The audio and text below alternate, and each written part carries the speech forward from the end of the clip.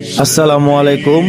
অসহায় এতিম মাদ্রাসার পাশে দাঁড়ালো মোটর শ্রমিক একতা ঐক্য সমগ্র বাংলাদেশ। সকাল সকালে ফরিদপুর পৌঁছায় যাওয়ার পরে বাবু ভাই আমাদেরকে রিসিভ করে মাদ্রাসার কাছে নিয়ে চলে আসে। তারপরে আমরা প্রসেসিং শুরু করে দিই রান্না বাড়ার।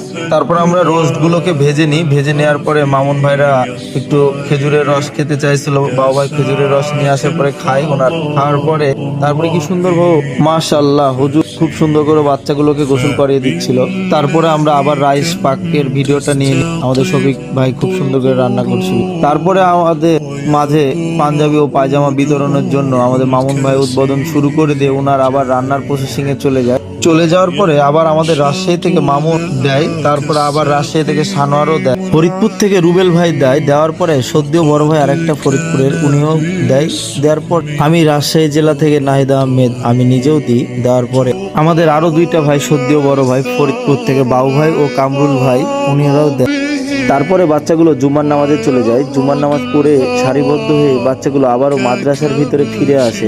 হুজুর সাহেব তাদেরকে নিয়ে গোল করে রাউন্ড করে এত সুন্দর করে বাচ্চাগুলোকে নিয়ে প্রবেশ করছে মাদ্রাসার ভিতরে। আলহামদুলিল্লাহ খুব চমৎকার লাগলো। ওনারা খুব সুন্দর ভিতরে প্রবেশ করে ফেলে। এইদিকে আমাদের মামুন ভাই বাচ্চাগুলোর খাওয়ার প্রসেসিং চলছে। আলহামদুলিল্লাহ সবাই মিলে দায়িত্ব সহকারে যে যার মতো যার যেটা কাজ সে সেটা দিচ্ছিল। কেউ ডিম দিচ্ছিল, কেউ রাইস দিচ্ছিল, কেউ রোজ দিচ্ছিল। এভাবে করে আমরা হাতে হাত কাঁধে কাঁধ মিলে কাজ করছি মাশাআল্লাহ। তারপর বাচ্চাগুলোকে সারিবদ্ধভাবে বসিয়ে আমরা তারপরে হুজুর সাহেব দোয়া শুরু করে দেয়।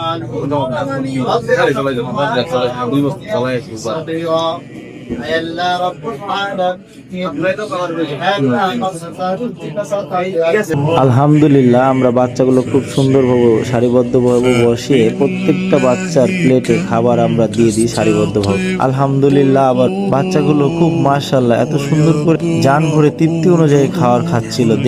দেখে জানটা ভরে যাচ্ছে।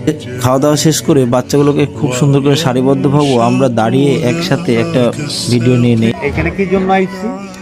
আমরা এতিম বাচ্চাদেরকে ভালোবাসি, যাদের মা নাই বাবা নাই, তাদের জন্য আমরা এইখানে আইছি। ওই যে একটা ছেলে দেখলাম, ওর মা বাবা কেউ, বললাম যে তোমার যা লাগে তুমি হুজুর থেকে নেবা, হুজুর তোমার আঙ্কেলকে জানাইলে ওইটা নগদ পাঠাই দেবো, ওই দিনই পাঠাই দেবো। পাঠাই দেওয়ার চেষ্টা করবো যদি কাছাকাছি থাকে। কথাটা বুঝছেন তো? আমাদের সবার জন্য দোয়া করবেন ইনশাল্লাহ। আমরা যেন এইভাবে সবসময় এতিম বাচ্চাদের পাশে, অসহায় মানুষের পাশে দাঁড়াইতে পারি। আবারও বাচ্চাগুলোকে নিয়ে আমরা একই সাথে সারিবদ্ধভাবে দাঁড়িয়ে একটা শুট নিয়ে নিই ভিডিও করার পরে আমাদের শফিক ভাই কিছু বলে। আমাদের উদ্দেশ্য একটাই, আমরা যে কর্মটা করি আমি মনে করি যে শুধু এই দেশের না, আমরা ড্রাইভিং পেশাটা সারা